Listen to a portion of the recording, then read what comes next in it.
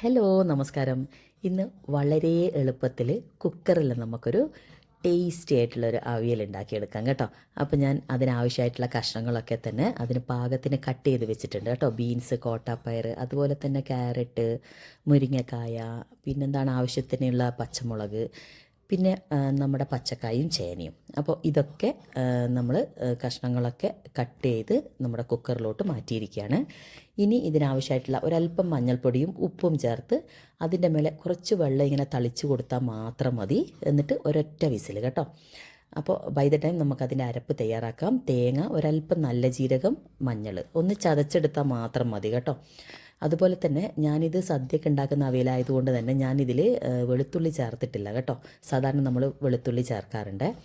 അപ്പോൾ നമ്മുടെ കഷ്ണങ്ങളൊക്കെ പാകത്തിന് വെന്തിട്ടുണ്ട്, ഒട്ടും തന്നെ വെള്ളമൊന്നുമില്ല.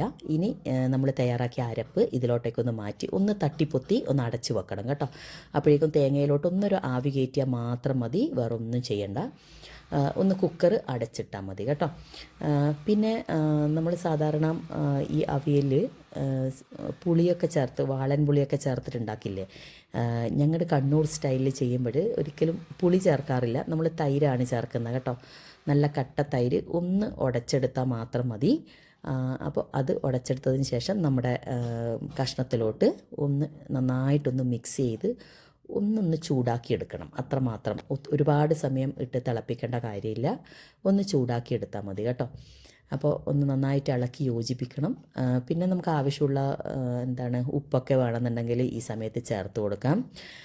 ധാരാളമായിട്ട് കറിവേപ്പില ചേർക്കണം കേട്ടോ. നല്ല ഫ്രഷായിട്ടുള്ള കറിവേപ്പില കിട്ടുവാണെങ്കിൽ നല്ല ടേസ്റ്റാണ്.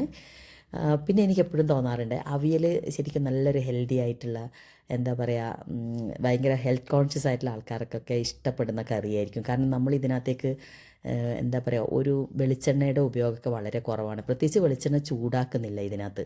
നമ്മളെല്ലാം കുക്ക് ചെയ്ത് കഴിഞ്ഞാലല്ലേ വെളിച്ചെണ്ണ, പച്ച വെളിച്ചെണ്ണയാണെങ്കിലും അതിൻ്റെ മുകളിലോട്ടൊന്ന് കുറച്ചൊന്ന് ഒഴിച്ചു കൊടുക്കുക മാത്രമേ ചെയ്യുന്നുള്ളൂ.